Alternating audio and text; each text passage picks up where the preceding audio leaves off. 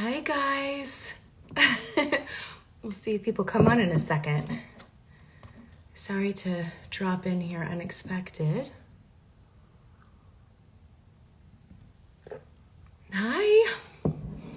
People are coming on. Hello. Hi, Claude. Ciao.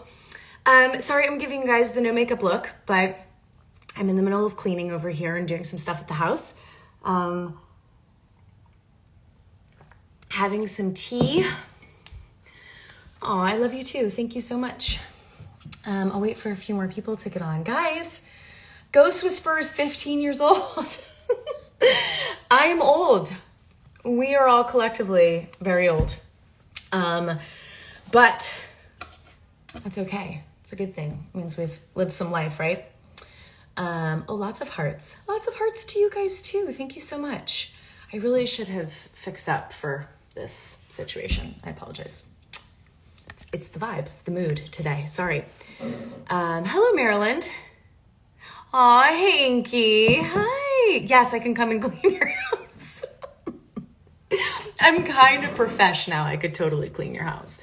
All right, guys. So I wanted to tell you, first of all, I wanted to celebrate with any Ghost Whisperer fans today and say thank you. Ghost Whisperer would have never happened, would have not stayed on as long as it did. Melinda Gordon and her ghost would have not had such a loving place to land if it weren't for all of you guys. Thank you so much for supporting me, for supporting the show, for allowing us to tell you so many crazy, beautiful, emotional, and fun stories along the way. Yeah, just thank you. Funny anecdotes about Ghost Whisperer. Well, Ghost Whisperer helped me out a lot in my new job at 911 because when I'm at 911 and I'm doing the calls, it's like basically kind of talking to myself, right, for a while. And Ghost Whisperer taught me that because I used to, we would shoot the scenes and we would do them with the people, obviously, and then we would have to remove them, if you guys remember, for like the big wide shots and stuff, so that it would look like I was talking to no one for normal people. So for years, I would just stand on set and like do the scene with people and then talk to myself. And secretly talking to myself is one of the things I probably do most in my life. I really love just talking to me.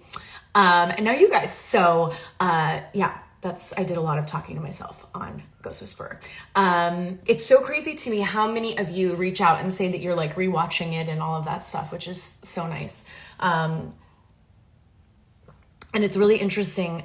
When my mom passed and when my grandmother passed, I really found pause. Oh, we're back. Sorry, it said pause due to poor connection. Anyway, when I lost people who were close to me in my life, I really found a lot of comfort in going back and watching Ghost Whisperer episodes and imagining them having their own Melinda Gordon somewhere to help them, you know, into the light and onto their next journey. So I hope that doesn't sound weird or cheesy, but I do really feel like that show was so helpful in that way and has brought people a lot of comfort in losing loved ones that I've known along the way throughout the years. So that's really nice. Okay, so I promised you guys I would tell you how I got Ghost Whisperer, and the story is, it's really only for Ghost Whisperer fans, because if you're a Ghost Whisperer fan, then you are interested in the paranormal and all of that crazy stuff. So it was right around my birthday, and I was sent 2 scripts. I was getting ready to decide what show I wanted to do next, and was kind of looking for things. Somebody just said that wasn't a poor connection. It was spirits trying to get in. You know what? It was right after I mentioned my mom and my grandmother passing. So we're going to go with that on this one. That is actually quite weird. Anyway, so it was right around my birthday. I was trying to decide what I wanted to do next. And I was sent 2 scripts. And one just said the Untitled John Gray Project on it. And the other one was How I Met Your Mother. And which I loved both scripts, by the way. P.S. I would have felt so lucky to be on either, but Ghost Whisperer obviously was where I was meant to land. So the scripts arrived at my mom's house, and we were going out that night for a fun like pre-birthday, you know, kind of dinner thing. And I wanted to go to the Magic Castle. So we went to the Magic Castle with a few friends, and we got a private seance out of nowhere, had never done it before. I thought it would be really fun and interesting. And so we went to do the seance. And at the very beginning of the seance, the guy said, well, the ghosts are going to want to speak to someone tonight, the ghosts here at the castle, but we won't find out who until the end. And he was like, I'll come back to that later. And so we were like, oh, ghosts in the castle. Okay, this is fun. Now, again, I had not read the Ghost Whisperer pilot yet. Okay. It was just sitting at my mom's house. So we go through the whole evening. We're doing this seance. It's really fun. Everybody's having a great time. And he circles back to it at the end. And he's like, remember how I said that the ghost would want to speak to someone? He was like, can everybody open up their left hand? And so we did. We all opened our left hands. And in the middle of my left hand was this like X. And he looked right at me and he was like, okay. He goes, well, apparently the ghosts want to speak to you. And we all kind of like laughed it off and thought it was like part of his thing and it was funny and whatever. So we finished the evening. The ghosts like at the Magic Castle or whatever said some funny messages. And one of them was about my birthday coming up and whatever. And I paid no attention to it.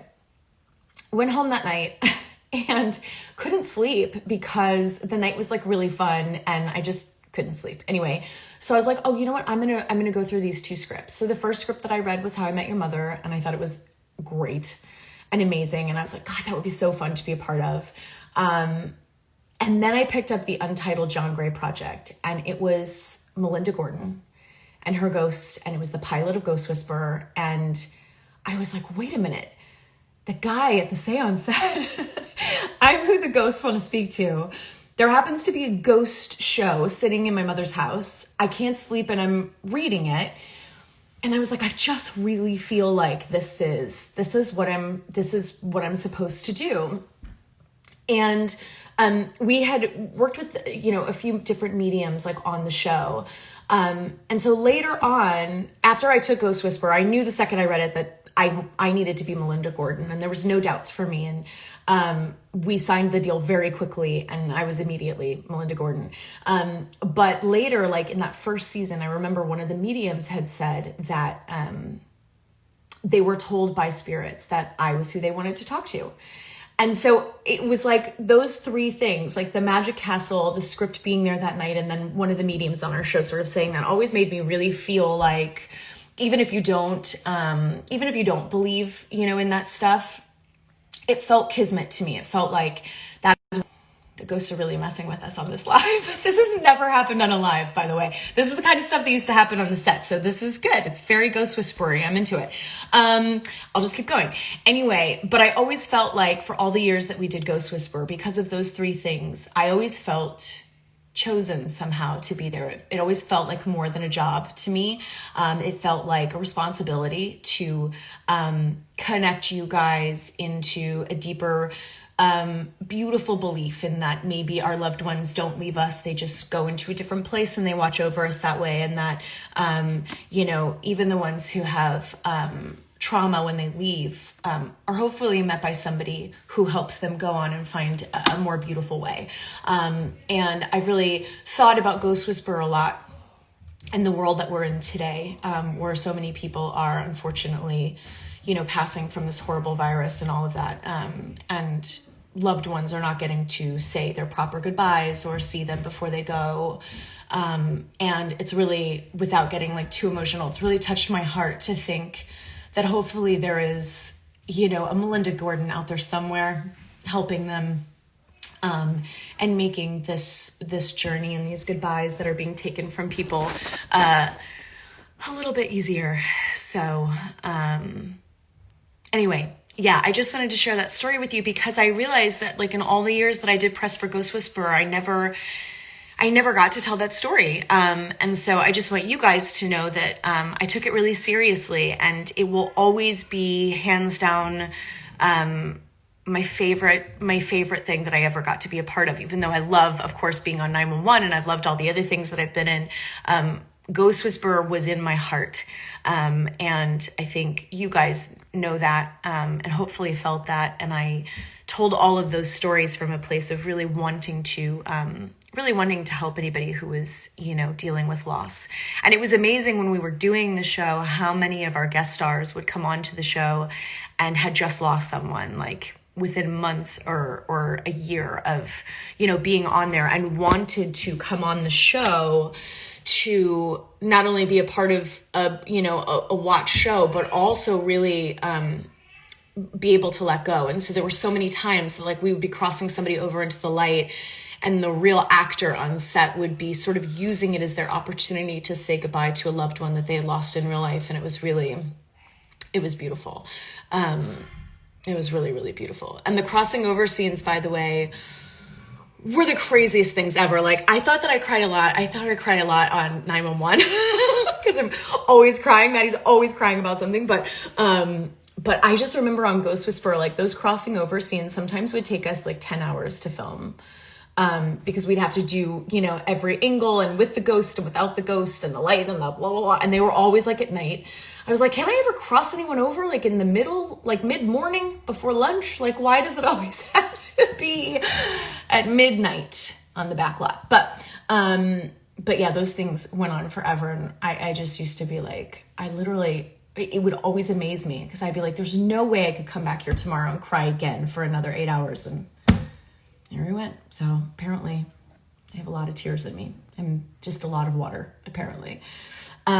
Okay, I'm going to stop talking now and telling you guys what Ghost Whisperer stories. And if you have any questions, somebody just said I look lovely. Thank you so much. You need glasses. I have no makeup on and I'm scary. Oh, marry you. I'm already married, but if I wasn't. Anyway, if you guys have any Ghost Whisperer questions for me, I'm going to have to pop off in a few minutes, but let me know if you have any things you want to know. Did they film Ghost Whisperer on Warner Brothers lot?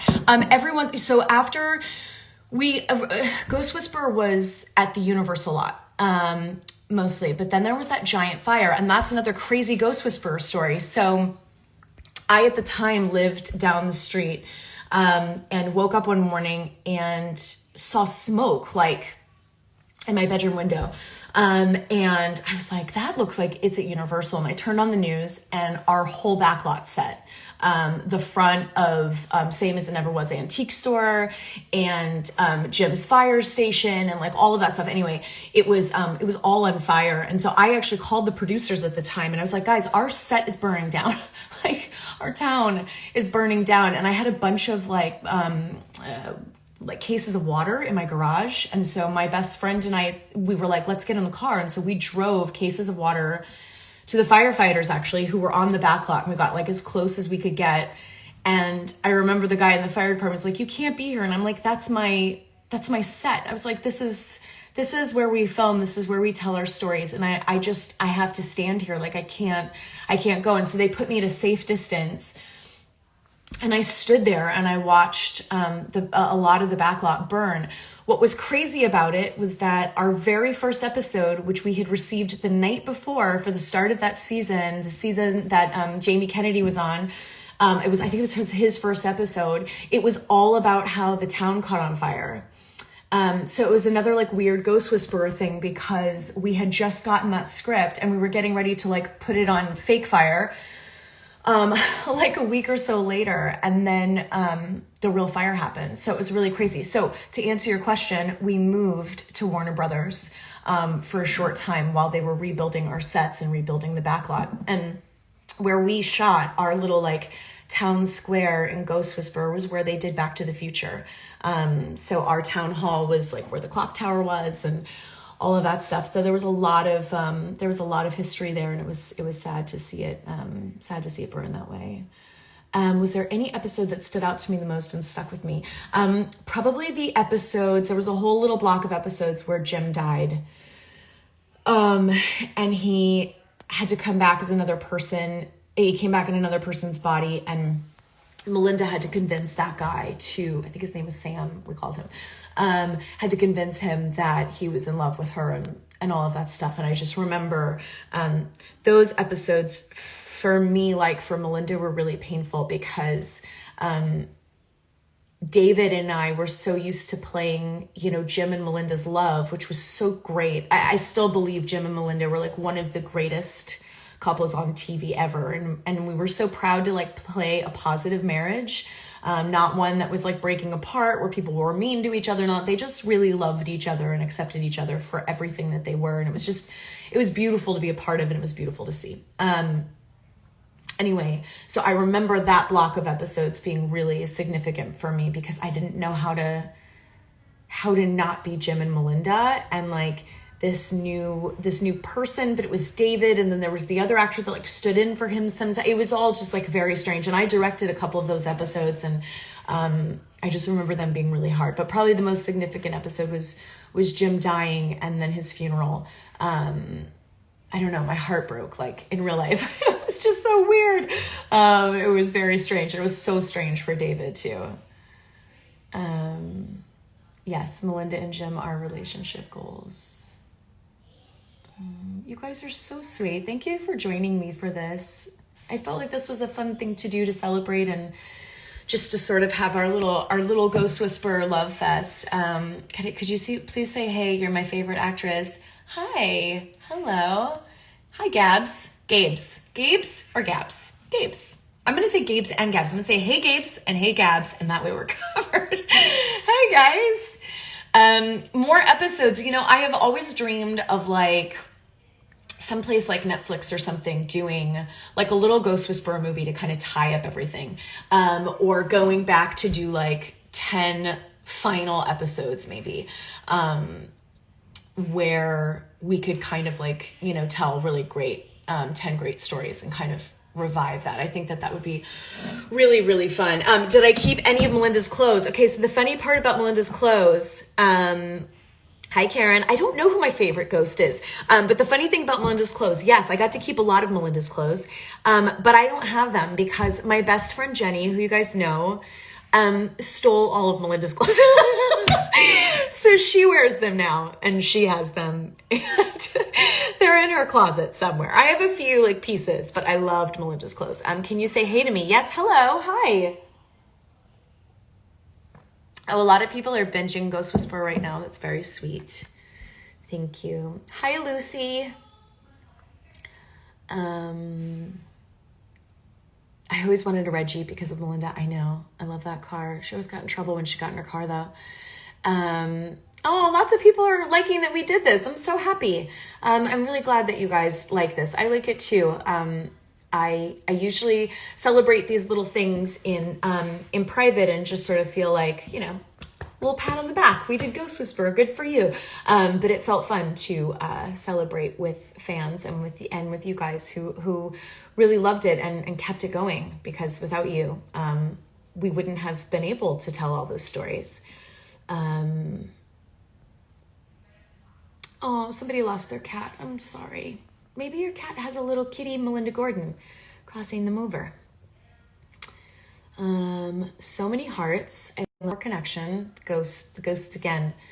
Oh my God, somebody said that I have not aged. You are very sweet, and there's about 500,000 other people that disagree with you, because people are always telling me all the time, oh, you look so different. I'm like, yeah, it's called I'm not 20. Anyway, somebody's watching this while they're in Spanish class. You better concentrate. I don't want to get you in trouble. Oh, hello, Rosalie. Hi, Rosalie. Yes, I will save this live. I promise. People are asking me to save it. I think people are busy. This is sort of a weird time to be doing this. I apologize. Anyway, guys, look, I'm gonna go. I have to go do some things. I'm gonna go try to do some yoga and feel very grateful for all of you and your love over the years, for going with me on these crazy adventures with these really special people that I get to play.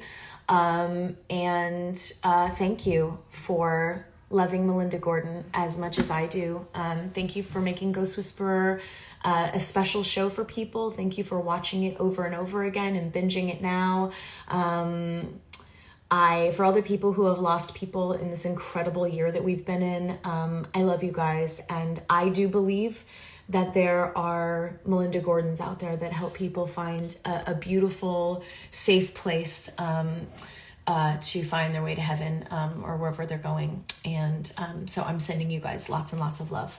And to those of you who have not lost, may you not for as long as possible. I'm sending you guys lots and lots of love. Peace, love, and happiness to you too. Thank you guys for always being so kind to me. Have the best day. And anybody that can grab a little glass of champagne or wine or just tea, whatever you want, do a little cheers today to Melinda Gordon and Ghost Whisperer and 15 years and to all of you for making that possible. All right? Mwah! My heart is full. I love you guys so much. Have a great, great day. Go out and do something special and hug the people that you love. Okay? Mwah.